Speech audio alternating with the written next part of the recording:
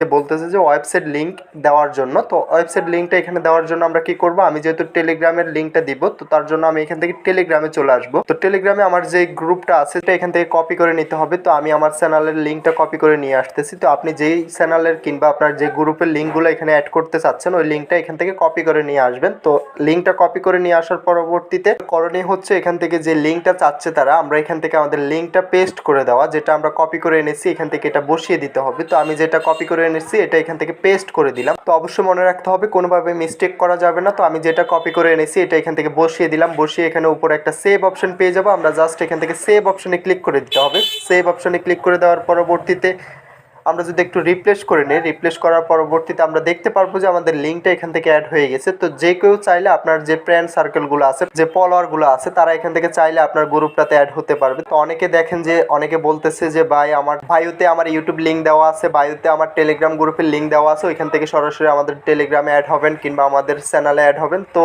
আপনি এইভাবে আপনার টিকটক অ্যাকাউন্টের বায়োডাটার নিচে আপনার এই লিঙ্কটা অ্যাড করতে পারবেন, টেলিগ্রামের গ্রুপের লিঙ্ক অ্যাড করতে পারবেন, হোয়াটসঅ্যাপ গ্রুপের লিঙ্ক অ্যাড করতে পারবেন, কিংবা আপনার যদি চ্যানেল থেকে থাকে ওই চ্যানেলের লিঙ্কটা এখান থেকে অ্যাড করতে পারবেন। তো খুব সহজভাবে দেখিয়ে দিলাম, বিষয়টা আশা করি বুঝতে পারছেন। তো ভিডিওটা আজকে এতটুকুই, দেখা হচ্ছে নেক্সট ভিডিওতে। তো যাওয়ার আগে একটাই কথা, যার যার টিকটক অ্যাকাউন্টে যে ধরনের সমস্যা হোক আমাদের সাথে যোগাযোগ করতে পারেন। টিকটক অ্যাকাউন্ট ব্র্যান্ড হয়ে গেলে আমাদের সাথে যোগাযোগ করে আপনার শখের অ্যাকাউন্টটা রিকভার করে নিতে পারবেন। তো সর্বশেষ একটাই কথা, যারা এখনো চ্যানেলটা সাবস্ক্রাইব করেন অবশ্যই চ্যানেলটা সাবস্ক্রাইব করে পাশে থাকা বেল আইকনটা প্রেস করে দিবেন। নিত্য নতুন ভিডিও পেতে অবশ্যই বেল আইকনটা প্রেস করতে ভুলবেন না।